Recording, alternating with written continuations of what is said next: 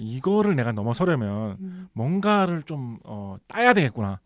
뭔가 학문적으로 내가 뭘 이렇게 좀 하나 성과를 얻어서 뭘 이렇게 좀 넘어서야 되겠구나라고 생각을 하고 박사학위를 딸 결심을 하게 됩니다. 하지만 그래서- 정확히 말하면 아직 학사도 없는 거잖아요. 그렇죠. 네. 박사학위를 딸 생각을 하게 됩니다. 그래서 논문 연구를 열심히 해가지고 박사학위를 딸 수 있는 과정을 어떻게 억지로 찾아가가지고 박사학위에 도전을 할 결심을 하게 되고 네. 여기서부터 제 추측입니다만 그 박사학위를 따기 위한 연구를 한다라는 그 어떤 생각, 목표 때문에 이론적인 연구 쪽에 대해서도 급속도로 발전하게 된 것 같습니다. 이 시기에 그 농사 시험장에서 일을 하면서 어떤 실무적인 거라든가 그런 작물을 키우는 거에 대한 감 이런 거는 좀 거의 체득이 된 상태였거든요. 네. 이제 나가루가 제일 잘한다, 우상이 제일 잘한다라고 사람들이 생각할 정도로 좀 체득이 된 상황이었거든요. 거기서 박사학위를 따기 위해서 공부에도 몰두하게 되다 보니까 이론적인 점까지 확 치고 나가게 된 겁니다. 이 결심을 한 시점은 몇 년도 정도입니까? 1920년대 후반 정도인 것 같습니다. 어. 그러니까 본인 나이로 따졌을 때도 한 20대 후반 20대 정도. 후반. 네. 그 정도였던 것 같습니다. 그렇게 해가지고 열심히 일하던 내용이 뭐였냐면 열심히 공부해서 박사학위를 따기 위해서 도전했던 내용이 뭐냐면 당시 일본에서는 유전학 이런 거에 대한 연구에 바람이 불면서 네. 네. 나팔꽃 연구가 굉장히 인기가 있었던 시기였습니다. 나팔꽃 연구. 나팔꽃의 어떤 그 뭐 유전자의 변화라든가 여러 가지 다양한 변이 이런 거에 대해서 연구해가지고 일본 학자들 중에서 그런 거에 대해서 성과를 낸 사람들도 많았습니다. 어렸을 때 그 자연 교과서에 그거 본 것 같은데 그겁니다. 뭐 줄무늬 뭐 이렇게 해가지고. 그겁니다. 네. 그겁니다. 그거를 이때 일본 학자들이 밝혀낸 겁니다. 네. 그래서 그게 세계의 교과서에 그게 퍼져 나간 거잖아요. 네. 그래서 일본인이 이룬 성과 이런 식으로 해가지고 그런 것이 유행을 하고 있었습니다. 네. 그래서 우장춘 박사도 그거를 연구 주제로 잡습니다. 그리고 그 중에서도 약간 실용적인 쪽으로 연구를 해야 되겠죠. 농사 시험소 이렇게 해야 되니까. 네. 우장춘 박사는 뭐에 천착을 하냐면 피투니아라는 꽃이 있습니다. 피투니아. 페투니아라고 페투니아라고 하는군요. 네. 예, 국사시는 피투니아라고 네, 올라오고 네, 있는 네. 경우가 많더라고요. 네. 그 해리포터 해리포터에도 등장인물 중에도 그 예, 피투니아 이모. 피투니아 이모. 예. 상관없는 상관없죠 역시. 아무 상관없는 하여튼 그 약간 꽃인데 나팔꽃하고 네. 조금 비슷하면서 어떻게 보면 철쭉 같은 거하고도 조금 비슷하게 생겼고 네, 약간 보라색, 노란색, 흰색, 빨간색, 보라색, 뭐 핑크색 뭐 이런 식으로 여러 가지가 나오죠, 그죠? 네. 잘 자라고 꽃도 크게 피고 이런 편이기 때문에 네. 많이 심죠. 네, 베란다에 우리 어렸을 땐 진짜 많이 많이 심고, 났던 것 같아요. 많이 심고. 예. 베고니아? 베고니아하고 랑- 피투니아하고 많이 심죠. 예, 예. 네. 많이 여러 가지로 쓰던 건데 네. 네네. 피투니아의 꽃의 모양을 개량하는 방법을 연구를 한 거예요. 여러 가지로 이런 변이를 많이 만들어가지고 그렇게 해서 피투니아 꽃이 피투니아 형태로 네. 특이한 모양으로 자라나는 것에 대해서 연구를 합니다. 그래서 요 주제 나팔꽃과 관련된 이런 꽃에 대한 연구, 특히 피투니아에 대한 연구, 이런 주제를 아우르는 내용으로 박사학위를 따기 위해서 노력을 합니다. 특히 이 피투니아에 대한 것은 농사 시험장에서 굉장히 좋은 성과로 발전하게 됩니다. 네. 나중에는 이게 발전이 돼가지고 실제로 팔 수 있는 그런 종자가 된 거예요. 그래가지고 그 기술이 일본에 있는 그런 종자 회사에 넘어가가지고 나중에 굉장한 돈을 벌 기회로 연결되기도 합니다. 그래서 나중에는 그 주변 이 우장춘 박사 주변 사람들이 약간 그렇게 좀 찔러보기도 했대요. 이거 우장춘 박사가 옛날에 연구했던 건데 이걸 돈을 조금 번 수준이 아니거든요. 어마어마하게 돈을 벌었습니다. 이게 특히 미국이나 이런 영미권에서 이게 히트를 하는 바람에 그래요. 피투니아 심는 사람들마다 이 씨앗 다 사간다 이런 식으로 돼가지고 네. 올해 일본이 만들어낸 히트 상품 약간 이런 식으로 돼가지고 굉장한 돈을 번 그런 게 되는데 네. 이거 우장춘 박사한테서 처음 시작된 거 아니냐라고 했을 때는 우장춘 박사가 처음 시작됐다고 해도 이거를 실용화하기 위해서 또 얼마나 많은 단계를 넘었는데 뭐 그렇다고 뭐 우장춘 박사 이거 개발했다라고 할 수 있느냐, 우장춘 박사한테 뭐 돈을 우리가 줘야 되느냐, 뭐 이런 식으로 돼가지고 뭐 크게 뭐 인정받지 못했다는 식으로 네, 그런 경우가 많죠, 넘어갔는데, 뭐 사실. 틀린 얘기는 아닌데 네. 오늘 강조하고 싶은 거는 그 기술에 중대한 공헌을 했던 사람인 것은 틀림없다는 것입니다. 네. 그렇게 해서 박사학위를 싹 받았으면 기고하다고 안 했겠죠. 네. 기고하다고 안 했겠죠. 1929년 정도가 됐을 때 이렇게 이걸로 박사학위를 받을 만한 상황이었는데 네. 여기서 제가 우장춘 박사의 인생에서 가장 좀 대단하다. 이분이 이런 정도의 이 사람이었기 때문에 이 정도의 과학자로 성장을 할 수 있겠구나라고 꼽는 어떤 인생의 결정적인 순간에 해당하는 일이 벌어집니다. 뭐냐면 어떻게 좀 제가 받은 이 충격을 전달할 수 있을 만한 그런 표현을 좀 표현하고 싶은데 뭐죠? 정말 궁금하네요. 박사학위 논문을 그렇게 알뜰히 준비를 했어요. 네. 실제로도 성과도 굉장히 있었던 그런 연구였고 당신 논문을 컴퓨터로 쓰는 게 아니라 손으로 쓰잖아요. 네, 네. 얼마나 열심히 썼겠어요. 갑자기 뭐 지도 교수님이 사라졌다든지 그런 건가요? 농업시험장에 사이타마현 고노스시에 있던 농업시험장에 불이 납니다. 뭐야 이거? 실험 결과 같은 게 다 거기 있는데. 그래서 논문이 다 불이 타서 잿더미가 돼요. 아 정말요? 그래서 농업시험장에 건물이 불타고 있는데 우장춘 박사가 뛰어 들어가려고 해가지고 주변에 사람들이 말렸다고요. 아 어떡해. 들어가면 우상 저기 들어가면 죽습니다. 라고 말렸다고 그래. 어떤 마음이 들었을까요? 백업해 놓을 걸 뭐 이런 마음. 그러니까 요즘 시대 같으면 백업이라도 잘해 줄 텐데 네. 손으로 논문 쓰던 시대였기 때문에 어떻게 해야 돼? 이런 시대에는 어떻게 해야 돼요? 이런 아, 자료를 그- 어떻게 보고? 그래서 박사 논문을 날리게 돼요. 아 어떡해. 그래서 우장춘 박사가 어떻게 했을까요? 어떻게 해야 되죠? 어떻게 울어요. 했을까요? 울어요. 새로운 주제로 다시 연구를 시작합니다. 아 정말요? 왜? 박사학위를 따기 위해서 다시 처음부터 도전합니다. 아니 왜 새로운 주제로 해야 되죠? 왜냐면 이제 이 주제는 좀 끝났다. 나 이제 알고 이 있어. 사람 직원이잖아요. 그리고 네, 그러니까 네. 야, 너 이미 망했지만 그래도 다시 다 연구해봐라는 식으로 연구소에서 그렇게 해주는 게 아니거든요. 피투니아 연구 잘 됐고 다음 주제로 이렇게 되는 거예요. 연구소에서는. 그거 뭐 막 그 암송해서 다시 쓰고 뭐 이런 건 불가능합니까? 뭐 그렇게 할 수 있었다면 그렇게 하는 것도 뭐 도저히 막 잿더미를 뒤지고 그러지 않았겠어요. 그러니까. 정말 되게 괴롭네요. 그래서 우장춘 박사가 이 시점에서 새 주제로 다시 논문을 쓰는데 다시 박사 과정을 다시 시작하는데 네. 군대 다시 가기와 필적할 만하다는 박사 다시 박사 과정 대학원 다시 하기 네. 하는 겁니다. 정말 약간 충격이 느껴져요. 이게 도대체 그리고 작가님이라면 둘 중에 어떤 거 선택하시겠어요? 글쎄요. 둘 중에 하나는 다시 해야 된다. 생각하기 싫네요. 네. 우장춘 박사님은 네. 우장춘 박사님 그래서 이 상황에서 새로 손을 대신 연구로 네. 결국은 본인의 명성을 세계에 남긴 인생의 최대의 업적을 이런 상황 속에서 남기게 됩니다. 아니 파란만장하죠 이러니까. 그러게 뭘 연구하시나요 이때? 뭘 연구하시느냐? 뭘 연구하시느냐? 수박인가? 수박일 것 같은데. 이 시기에 이게 오늘의 과학적으로는 오늘의 가장 의미 있는 부분이겠죠. 네. 이 시기에 농사시험장에서 일본의 국립 농사시험장에서 유채에 대해서 좀 연구를 해봐라. 유채꽃 유채꽃. 연구를 해봐라. 카놀라고 하려니까. 하는 게 맞아요. 네. 기름을 짜는데 유채 중에 품종 중에서 이제 기름 좋은 기름 나오는 거를 카놀라유라고 네. 하잖아요. 거기서 네. 짠 기름을. 근데 이제 당시 일본에서 많이 심는 품종의 유채가 네. 기름 좀 잘 안 나오는 거예요. 질도 좀 떨어지는 것 같고. 네. 개량을 해봐라. 아니, 그 과제가 주어진 거예요. 그래서 우장춘 박사가 아직도 기수죠 신분이. 네. 기수 중에 제일 고참 기수 뭐 이런 거였겠죠. 네. 한테 이제 과제가 들어온 거예요. 그래서 이거에 손을 댑니다. 그 유채꽃을 나팔꽃하고 피투니아 연구를 하시던 이분이 유채꽃으로 다시 박사학위 논문을 시작을 하게 됩니다. 네. 본인 연구 과제로. 그래서 이분이 유채꽃 연구를 열심히 하셔가지고 네. 바로 지금도 인터넷에 검색을 하면 뭐 어디든지 다 나오는 우의 삼각형 트라이앵글 오브 우라고 하는 이분이 옛날이기 때문에 우라는 성씨를 그냥 U라는 알파벳 하나로 표시해요. 네. 트라이앵글 오브 U라고 적혀 있는데 미국 사람들은 보면 트라이앵글 오브 U라고 읽겠지만 네. 우리는 보면 트라이앵글 오브 우라고 읽을 수 있겠죠. 이 U가 무슨 U자형이다 이런 게 아니라 네, 네. 트라이앵글 오브 U라면 말이 이상하잖아요. 네, 네. U의 삼각형이라는 뜻인데 네. U면 U 모양이 왜 삼각형은 또 뭐지? 삼각형이야? 이럴 것 같은데 U가 아니라 우장춘 박사의 성인 우 씨를 말하는 겁니다. 네. 그래서 우의 삼각형, 우가 만든 삼각형이라는 뜻인데 이게 뭐냐면 이게 기가 막힌 거예요. 이게 뭐냐면 되게 쉽게 말씀드릴게요. 결론 네. 함의 이런 건 좀 복잡하니까 네. 결론만 설명드리면 뭐냐면 우리 흔히 먹는 음식들 같은 것 중에 배추 있잖아요. 배추. 배추. 네. 예. 김치 담가 먹는 배추. 네, 네. 그죠? 그리고 배추하고 조금 비슷한 양배추 있죠. 양배추. 네. 네. 네. 양배추하고 사실 브로콜리하고 같은 거거든요. 그런 거 아세요? 같은 거예요?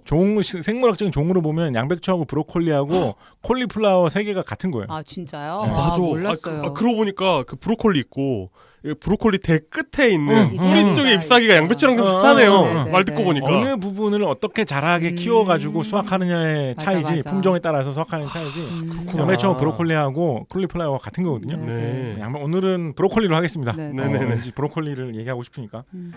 브로콜리하고 배추하고의 네. 잡종을 만들면 그게 유채라는 거예요. 에? 아 그래요? 그리고 우리 저기 말도 안 되는 것 같은데? 닭고기 같은 거 찍어 먹는 겨자 있잖아요. 겨자. 네. 겨자 중에 이렇게 까맣게 보이는 흑겨자 있거든요. 네. 흑겨자하고 배추하고의 잡종을 만들면 그게 그 갓김치 만드는 갓이 된다는 거예요. 아 갓 같은 게 완전 GMO 작물이었으니까. 말하자면 말이 되나요 그게? 그 흑겨자하고 브로콜리하고 잡종을 만들면 요거는 좀 우리한테 안 친숙한데 에티오피아 겨자라는 게 됩니다. 네. 그래서 제일 충격적인 부분만 다시 반복하면 배추하고 브로콜리하고의 잡종을 만들면 그게 유채라는 거예요. 그리고 흑겨자랑 배추하고의 잡종을 만들면 그게 갓이라는 거예요. 네. 그래서 그게 그 관계를 이렇게 도식화해서 그리면 삼각형 모양으로 그릴 수가 있기 때문에 이거를 우의 삼각형이라고 하는데 이거의 쉬운 의미 하나는 뭐냐면 우리가 일상적으로 보는 서로 다른 종이라는 것이 탄생하는 방법으로 잡종으로 인해서 서로 다른 전혀 달라 보이는 종이 탄생할 수 있다는 거예요. 아 그걸 이때 처음 안 건가요? 그 전부터 사실 알고 있었죠. 그러니까 좀 의미를 약간 파고 들어가 보면 뭐냐면 잡종으로 인해서 새로운 종이 탄생한다라는 사실은 그 전부터 여러 가지 사람들이 예시도 찾아내고 설은 진작부터 나와 있었습니다. 설은.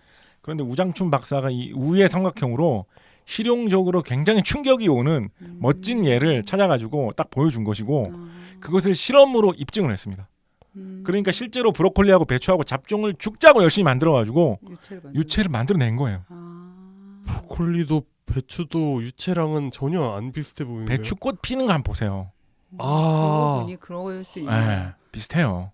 아 그렇구나. 아니 이게 좀 마법 같지 않나요? 뭔가 좀. 그러게요. 이거를 이게 실현낸 거예요. 실현. 뭔가 실생활 세계에서 뭔가 버그 찾아낸 그런 느낌인데요. 그렇죠. 정말 그렇죠. 네.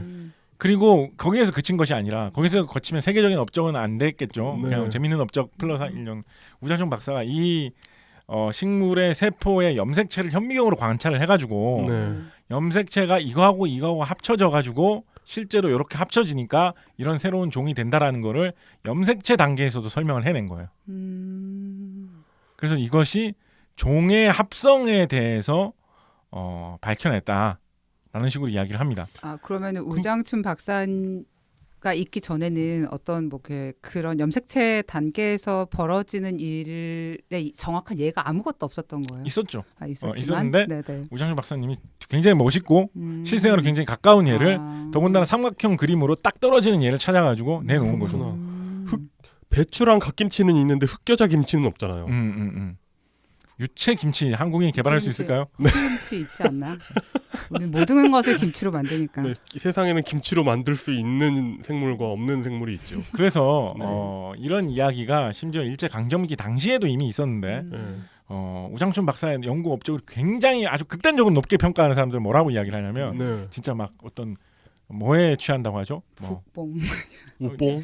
약간 특이해요. 이 시기에는 그런 뭐라고 국뽕이라고도 할 수 없는 게 우장춘 박사가 일제 강점기 시대의 식민지 국적을 또 유지하고 있는 사람이기 때문에 이걸 뭐라고 민족 뭐라고 해야 될까? 하여튼 막 이상한 그런 건데 그런 걸 아주 돌취된 사람들은 뭐라고까지 이야기를 하냐면 이건 저는 이건 좀 과하다고 생각해요. 뭐라고까지 이야기하냐면 다윈의 진화론에서는 모든 것이 다 적자 생존이고 적합한 사람이 살아남고 거기에 적합하지 않은 사람은 도태돼가지고 세상에서 죽어서 사라지고 적합한 놈이 세상을 휩쓸고 이런 비정한 세계에 의해서 점점 진화한다는 게 다윈의 진화론인데 우장춘 박사의 이 우의 삼각형이 보여주는 종의 합성은 전혀 성격이 다른 두 개의 종이 존재함으로 인해서 새로운 제3의 종이 태어날 수 있는 길을 보여준다. 그래서 더 적합한 사람이 살아남고 더 적합하지 않은 사람이 죽는다는 이런 비정한 세계의 진화관이 아니라 서로 상반되는 서로 변증법적인 뭔가 서로 오히려 대립되는 것이 동시에 있음으로 인해서 새로운 가능성을 가진 새로운 종이 열린다는 것을 생물학의 세계에서도 보여주었다. 이것이야말로 약간 한술 더 떠야죠. 네. 보통 이런 거에 취한 사람들은 네. 이것이야말로 그 제국주의 시대에 네. 일제에 지배당하고 있었던 네. 조선인의 뜨거운 피가 흐르는 사람의 손에서만 나올 수 있었던 네. 네. 아름다운 이론이 아니겠느냐 아, 라는 식으로까지도 이야기를 합니다. 물론 그 현상을 뒤집어서 이제 다른 쪽으로 해석하는 것도 가능해 보이긴 합니다만. 네. 그렇게까지 네. 얘기하기도 하는데 그건 조금 과한 것 같고요. 네, 네. 그렇지만 이 종의 합성, 네. 잡종에 의해서 새로운 종이 탄생할 수 있다. 그래서 그러니까- 탄생한 종이 쭉쭉 이어져가면서 번성할 수 있다. 그러니까 뭐 유채나 가시나 뭐 그 에티오피아 모시기 뭐 이런 게 그러니까 노새처럼 번식이 안 되는 종이 아니라 아니라 번식이 되는 거잖아요. 그렇죠, 근데 잡종인 거잖아요. 그렇죠. 신기하다. 이거 진짜 그래서, 신기하네요. 그래서 그렇지만 그거 어쨌든 이분이 그걸 처음 발견한 건 아니고 이 예시에서는 처음 발견하신 거예요. 아, 네, 이 예시는, 그렇지만 어떤 세상에 되게 인상적인 예시를 통해서 기막히게 인상적인 이렇게 예시를. 예쁜 삼각형이 그려지는 되게 삼각형이 그려지면 뭔가 되지 않습니까? 이거를 이렇게 잡종에 의해서 종이 퍼진다는 이거를 굉장히 중시해야 되겠구나. 이게 네. 특이하게 무시할 만한 배추가 이렇게 해서 생기는 건데 아. 가시 이렇게 해서 생기는 건데 유채가 이렇게 해서 생긴 건데 세상에 흔히 보이는 이런 게 이런 식으로 생길 수가 있구나. 이거를 보여줬다는 점에서 그 위상을 확 끌어올린 거죠. 네. 잡종에 의한 종의 탄생이라는 것의 위상을 확 끌어올린 거죠. 그리고 특히나 배추, 뭐 브로콜리, 뭐 유채, 뭐 이렇게 흔히 쓰이는 작물에 대해서 이걸 이야기를 했기 때문에 지금도 배추나 유채나 브로콜리에 대한 그런 어떤 유전자에 관한 논문 이런 게 나오면 우의 삼각형을 인용하는 경우가 왕왕 있습니다. 아직까지도 네. 배추 연구하는 거에 대한 논문 보다 보면 네. 우의 삼각형 뭐 논문 나오고 논문 쓴 사람 보면 뭐 나가루 우 뭐 이렇게 돼 있는 경우가 있습니다. 지금도. 그래서 이것이 우장춘 박사 최고의 업적입니다. 근데 이게 약간 이제 과학적으로 조금 여쭤보자면 이게 뭐 브로콜리랑 배추랑 이렇게 자연 상태에 둬도 유채를 만들어낼 수 있는 거잖아요. 충분한 시간을 두면. 예. 충분한 시간을 두면 가능한데 이거를 실제로 실험실에 재현하는 거 자체는 되게 어려운 일인가요? 어렵죠.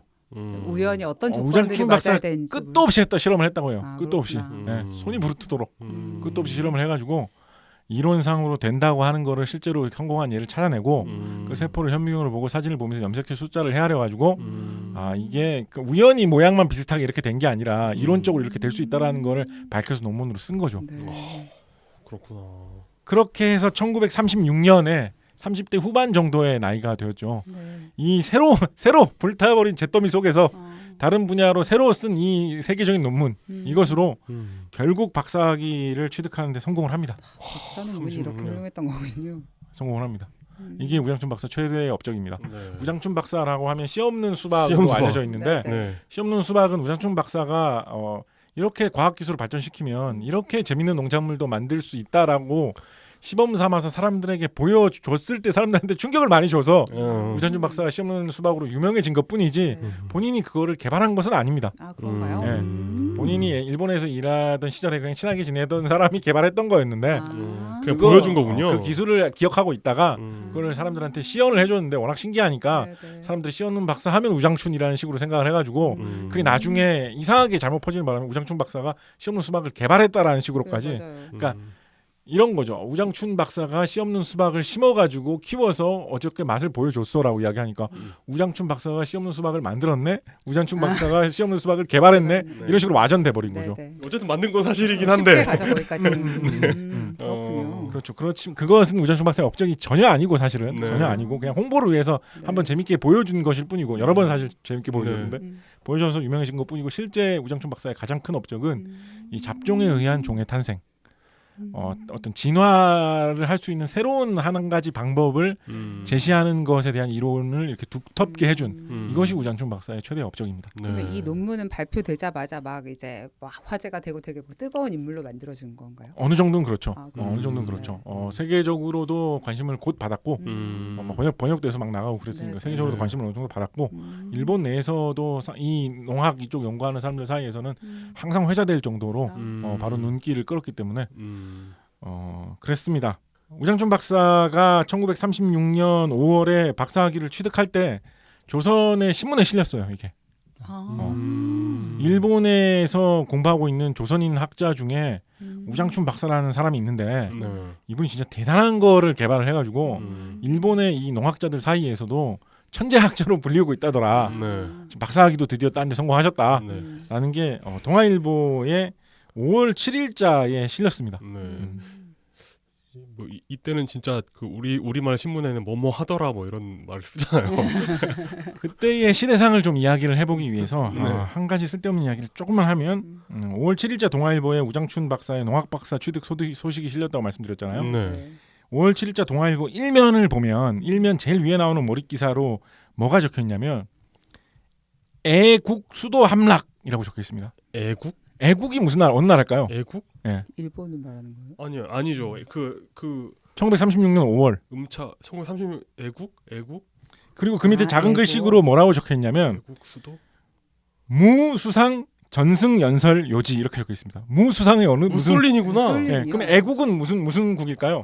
에티오피아구나. 에티오피아죠. 에티오피아. 네, 이탈리아가 에티오피아 침공했군요. 그렇죠. 이탈리아가 에티오피아를 침공해서 멸망했다는 소식이 들리던 그날 우장춘 박사가 박사학위를 따서 굉장히 기쁘다라는 소식도 네. 같은 신문에 실렸습니다. 네. 그래서 2차 대전이 보통 1939년에 독일하고 소련이 폴란드를 침공하면서 일어났다라는 식으로 많이 이야기를 하는데 네. 따지고 보면 뭐 아시아에서는 일본이 중국을 중일전쟁. 침공하면서부터 네. 또 아프리카에서 보면 이탈리아가 에티오피아를 공격하면서부터 그렇죠. 일어났다라고도 생각을 할 수 있겠죠. 네. 에티오피아가 이렇게 이탈리아한테 굉장히 당한 다음에 다시 독립을 하죠. 2차 대전이 끝난 다음에 네. 다시 나라를 되찾죠. 네. 그러고 나서 한국 전쟁이 벌어졌을 때는 한국에 파병까지 합니다. 군대도 보내줬죠. 파병했죠. 에티오피아 파병비 뭐 이런 거 있었던 것 같은데. 음. 예, 어디 있더라? 남아공하고 헷갈리고 있나요, 제가 지금? 그래서 그 군인도 많이 보내셔가지고 네. 굉장히 또 에티오피아 그래요. 군인들이 열심히 싸웠거든요. 네. 그래서 뭐 한 100명 단위로 전사를 했을 거예요. 전사한 사람만. 네. 네. 이렇게 보면 에티오피아하고 대한민국과의 관계가 굉장히 돈독하게 꾸준히 이어졌어야 될 것 같지만 그 후에 에티오피아가 공산화되는 바람에 그렇죠. 그렇죠. 네. 그게 또 잘 이어지지 않았습니다. 정작 대한민국은 공산화되지 않았는데 도와주려고 웃을 일만은 아닌데 네, 웃을 일만은 네. 아닌데 도와주려고 파병했던 에티오피아 자기들이 공산화되는 그러게요. 바람에 네, 그렇죠. 예. 거기 그 왕조가 굉장히 오래된 왕조인데 끊겼죠. 그래서. 그렇죠. 네. 기독교 국가로 따지면 뭐 세상에서 제일 오래된 네, 왕조가 그렇죠. 아닐까 네. 싶은 네. 또 이렇게 별 상관이 없는 이야기를 네. 뭐 하여튼 근데 하필 흑겨자하고 브로콜리하고 교잡을 하면 에티오피아 겨자가 나온다라는 것도 예. 또 아. 묘한 인연이기 때문에 그러게요. 이게 우장춘과 에티오피아. 그렇게 하고 그렇게 네. 성공을 우장춘 박사가 좋은 업적을 만들었고 그리고 30년대 후반에는 점점점 조선 내에도 이름이 알려져가지고 동아일보 이런데 본인 직접 기고문도 싣습니다. 그 정도로요? 앞으로 이런 식으로 생물학을 열심히 연구하면 우리가 굶주림에서도 벗어날 수 있다. 그러면 어느 나라 말로 쓰셨어요, 동아일보에는? 동아일보에는 한글로 찍혀 나왔습니다. 당시에는. 네. 네. 근데 아마 일본어로 써서 송고를 하셨겠죠. 네네. 그런 게 있어요. 그 한국으로 오신 다음에 우장춘 박사님이 한국으로 오신 다음에 이제 우장춘 박사가 엄청난 최고의 과학자 대우를 받으면서 한국으로 오셨거든요. 네. 한국으로 오신 다음에 그 우장춘 박사가 있는 연구소를 이제 대통령 일행도 방문을 한 거예요. 이승만 대통령이요? 이승만 대통령이 방문을 한 거예요. 그런데 이승만 대통령이 방문을 하니까 아무래도 영부인하고 같이 오시겠죠. 네. 프란체스카 여사하고 같이 오신 거예요. 근데 프란체스카 여사는 영어밖에 할 줄 모르는데 네. 우장춘 박사는 일본말밖에 할 줄 모르는 거예요. 네. 그래서 영어하고 일본말을 동시에 할 수 있는 사람을 찾아가지고 통역을 시켜야 되기 때문에 네. 굉장히 고생했다. 네. 그때 또 통역했던 사람은 덕분에 출세했다. 뭐 이런 이야기도 있고 한데 네. 그렇습니다. 언어 면에서 따지고 보면. 그리고 이제 박사학위를 드디어 땄잖아요. 네. 그러면 이제 내가 기수 이상으로 승진할 수도 있겠지라고 생각을 약간 했던 것 같은데 네. 실제로 그런 사례도 과거에 있었다는 것 같아요. 아까 스노다 후사코 이런 사람이 쓴 그 책을 보면 전기를 보면 그런데 무슨 이유에선지 우장춘 박사는 박사학위를 땄는데도 기사 신분으로 전환을 안 시켜줬다고 합니다. 그래서 어떤 사람들은 국적과. 조선인이라서가 아닌가라는 식의 이야기를 하기도 합니다. 네. 그래서 우장춘 박사는 농사시험장을 떠나기로 결심을 합니다. 이런 게 참 한국에서도 군대 같은 데서는 가끔 있는 일이고 되게 일본스러운 그런 모습이기도 한데 그래서 퇴직하기 하루 전날에 기사로 마지막으로 한번 승진을 해주고 기사로 이제 퇴직을 하게 해줍니다. 네, 그렇게 해서 뭐 이런 경우 있죠. 예. 뭐 군대 같은 데서 이런 식으로 하는 경우도 있고. 그래서 30년대 후반에 농사시험장을 떠나가지고 이제 민간 그런 종자 회사 그런 데 들어가가지고 이제 일을 하게 되고 다키 종묘 회사라는 데서 일했다고 해요. 거기서 영구 농장장에서 일을 했다라고 하고 어떻게 그렇게 엮기 때문인지 한국인들 그러니까 조선에서 넘어온 사람들 식민지 조선에서 넘어온 사람들 한국인들만을 데리고 만든 팀 같은 것도 생겼다 뭐 이런 이야기도 있습니다. 우장춘 박사의 영향력이 직접적 간접적으로 있었겠죠. 본인이 한국인으로만 구성된 팀을 이끌고 싶다라고 나서지 않았을지라도 그렇게 되려면 일본에 우장춘 박사라는 분이 계신데 라고 하면서 명성을 듣고 몰려온 그런 분들 때문에 저절로 생겨났다고 하더라도 우장춘 박사님 때문이었겠죠. 네. 그리고 조선에도 이 시점 전후로 해가지고 30년대 후반부터 조선에도 몇 번 왔다 가십니다. 그때는 아버지는 못 왔던.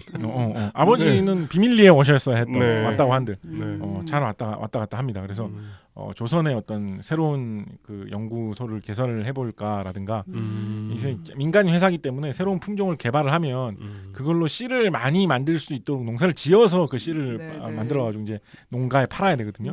그런 종묘 농장을 건설할 만한 부지가 어디에 있는가 이런 거를 보기 위해서 조선도 많이 왔다 갔다 하시기도 합니다. 네. 좀 재미있는 기록 중에는 어떤 게 있냐면 1943년 10월 29일 날 미스코시 백화점 지금의 신세계 백화점 신세계 본점 신세계 백화점 본점장이죠. 네. 거기에서 전선 소체 과실 품평회라는 행사가 열립니다. 전선. 여기서 전선이라는 거는 전 조선이라는 뜻이죠. 네. 우리나라에서는 전국이 뭐 아니면 뭐 대한민국이 이런 식으로 얘기하는데 일본에서는 아직도 일본 전체라고 할 때는 뭐 전일 이런 식으로 많이 얘기하잖아요. 그런 식의 한자 표현을 쓴 거예요, 일본식으로. 전선 소체 과실이라는 건 이제 채소하고 과실이라는 뜻이죠. 소체 과실 품평회라는 거를 열었어요. 그래서 전국 각지에서 특산품이라고 하는 그런 뭐 채소나 과일 이런 거를 갖다 놓고 전시를 하고 있으면 이건 정말 농사를 잘 지었다. 이건 정말 가치 있는 품종이다. 기술이 뛰어나다. 이런 거를 사람들이 시식도 하고 심사도 하고 그런 거를 지금의 신세계 백화점 본점 그 자리 그 건물에서 행사를 열심히 열었는데 이 행사의 심사위원으로 우장춘 박사가 초대가 돼가지고 와 있었다고 합니다. 네. 신세계 백화점 식품관에 어디 한 군데 뭐 이런 약간 기념 동상이라든가 채소를 먹고 있는 우장춘 박사 모습 뭐 이런 동상 같은 게 하나 있어도 재밌을 것 같은데 브로콜리 코너 옆에. 그래서 이 시기를 지나면서 우장춘 박사가 조선인들 사이에서 점점 계속 유명해집니다. 일본에서도 명성을 떨치고 있는 조선인 출신의 어떤 천재학자 이런 걸로 점점 좀 명성을 떨치게 됩니다. 한편으로는 이렇게 명성을 떨치기 전에는 우장춘 박사가 진짜로 조선에서 일본으로 건너왔던 유학생들하고는 또 교류가 별로 없었다고 합니다. 그러니까 묘하죠. 한국어를 그럴 전혀 것 같아요. 못하니까 언어도 있고 예를 들면 우리 저기 뭐 화학 분야의 이태규 박사라든가 뭐 이승기 박사라든가 이런 사람들이 비슷한 시기에 도쿄 제국대학을 뭐 다니고 있고 뭐 교토 제국대학에서 공부하고 있고 뭐 이런 거를 왔다 갔다 하면서 하던 시절이었는데 충분히 그때 그런 조선인 출신들끼리 교류를 많이 했었거든요. 어떤 향후회 약간 이런 느낌으로 많이 교류를 했었거든요. 그런 데에서 참석을 했다는 기록이 안 보이거든요. 우장춘 박사는. 그래서 약간은 좀 거리감을 느꼈던 것 같기도 합니다. 내가 저런 유학생들하고는 또 좀 다른 처지다라는 생각을 좀 했던 것 같기는 합니다. 근데 그렇다고 해서 또 조선인들하고 완전 분리된 삶을 산 거는 아니고 이렇게 조선에 왔다 갔다 하면서 행사에도 참여를 하고 신문에 기고도 하고 하는 과정에서 조선 내에서는 또 점점 인기를 얻었던 것도 사실입니다. 그래서 조선 사람들은 유명한 과학자, 조선인 유명한 과학자 누구 있지 하면 우장춘 관심 있는 사람들은 떠올리는 이런 것이 일제 강점기 시기에 이미 어느 정도 생겼었습니다. 우장춘 박사, 리승만 박사, 뭐 아닌가? 그때 박사 아니셨나? 모르겠네요. 이승만 박사도 그때쯤이면 박사였겠죠. 왜 말씀하셨죠? 그냥 아는 박사 되게. 왜냐면 아니 옛날 우리나라 그러니까 그 뭐 일제 강점기 아니면 그 직후 보면은 그 어떤 사람 이야기 할 때 박사를 꼭 넣어주거든요. 박사 학위가 있는 분은 무슨 박사 이렇게 해가지고 사실 대통령보다 박사가 더 대단한 것 같은 때가 있었잖아요. 그러니까 옛날 분들 보면 리승만 대통령이라고 기억하기보다 리승만 박사 이렇게 하는 분들도 많으시고. 네. 김근배 교수님이 예. 이 시기에 우장춘 박사님의 삶에 대해서 논문을 쓰신 게 있는데 네. 거기 내용을 보면 이런 구절이 있습니다. 김동우라는 분이 우장춘 박사를 찾아가가지고 뭐 연구를 하는 태도에 대해서 이런저런 이야기를 나누고 있었다고 해요. 그렇게 하다 보니까 뭐 어떻게 하면 무슨 생각으로 연구를 하시기에 이렇게 연구를 열심히 하시는 거예요. 뭐 이런 이야기로 화제가 넘어갔던 것 같아요.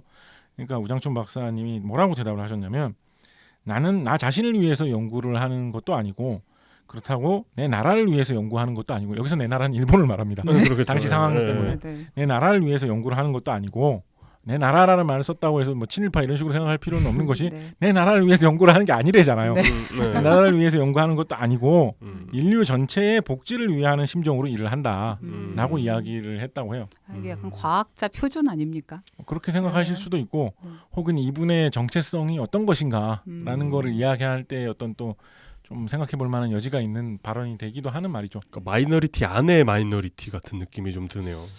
그렇기도 하고요. 네, 그렇습니다. 그렇게 지내시면서 사실은 이 종료회사로 옮긴 뒤에는 이때도 열심히 활동을 많이 하셨는데 농사 시험장에서 아주 급격하게 성장하셨던 거하고 비교를 해보면 그렇게 급격하게 성장을 하신 느낌은 좀 아니지 않나라는 생각이 저는 좀 듭니다. 이거는 뭐 그냥 제 느낌이 그렇다는 거고. 그렇게 해서 이 시기에는 막 뭐 엄청난 무슨 업적 뭐 이런 느낌의 것은 좀 줄어드는 듯한 그런 느낌이 좀 듭니다. 그 제가 어렸을 때 봤었던 위인전에 두 개가 생각이 나는데 하나는 씨 없는 수박이랑 하나는 배추의 품종 개량 이런 거가 있었던 것 같거든요. 그럼 그건 그러니까 사실 여기는 지금 품종 개량 얘기는 아니잖아요. 이 박사 논문은. 아니죠. 네, 그렇지만 그건 업적은 맞기는 맞나요? 배추 품종 개량을 나중에 하시죠. 네. 그리고 실제로 이분이 지금 따지고 보면 최고의 업적을 내신 게 배추, 유채, 브로콜리 이쪽에서 업적이 나오셨잖아요. 그러니까 이분이 어떻게 보면 배추 박사시거든요. 네, 어떻게 보면. 네. 그렇게 하다가 나중에 배추 품종 개량도 실제로 하세요. 그렇게 이제 이어지시는 건데, 네. 근데 배추 품종 개량이 사실 그렇게 엄청난 품종 개량을 하셔서 일대 혁신을 일으킨 거는 물론 뭐 열심히 연구하셔서 낸 좋은 성과였지만 그 우의 삼각형하고 비교를 해보면 네. 약간 약한 업적입니다. 아. 이렇게 얘기하시면 또 일선에 계신 연구부자분들은 그런 걸 약한 업적이라고 함부로 부르지 마라라고 하실 수가 있는데 비교하자면 그렇습니다. 네, 네.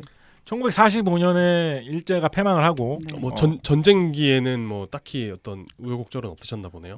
농사를 열심히 농사 작물 이런 거 연구를 열심히 하셨는데 그 스노다 후사코 이분이 쓴 전기에 보면 그런 언급이 있어요. 내가 원래는 공대에 들어갈 생각도 예전에 어렸을 때는 했었는데 공대에 들어갔으면 분명히 무기를 만드는 데 동원이 됐을 텐데 그렇겠죠. 그런 걸 안 해서 참 좋다라고 말을 했다는 증언을 전해준 사람이 있었다라는 이야기도 있습니다. 네. 모르겠습니다. 이게 뭐 어느 정도로 진지하게 하신 말씀인지 하여튼 뭐 이런 이야기가 전해져서 내려오고 있습니다. 그러니까 평화주의자셨을 가능성을 언급할 만은 하네요. 그렇죠. 네. 그렇죠. 더군다나 뭐 이렇게 하고 나서 이제 이 한국으로 건너오시거든요. 그렇죠. 결국. 세계인의 복지를 위해 일하신다는 분이 음. 무기를 안 만들어서 다행이라고 생각하는 건 굉장히 자연스럽습니다. 자연스럽죠. 네. 네. 광복 후에는 회사에서 뛰쳐나와가지고 뭔가 새로운 일을 하시려고 하셨던 것 같아요. 네. 개인 연구 농장을 건설해 보려는 시도도 좀 하셨던 것 같은데 명확하지는 않은데 정화를 보면 망하신 것 같습니다. 네, 별로 잘 안 되셨던 것 같아요. 네. 그래서 뭘 해보지라고 하면서 좀 놀고 계셨던 것 같아요. 아니면 뭐 이걸 해볼까 저걸 해볼까 조금씩 손을 대시면서 약간의 방황기 이런 것을 40대 후반이 되셔가지고 네. 좀 겪게 됩니다. 인생 이모작 이런 탐색기. 시니어.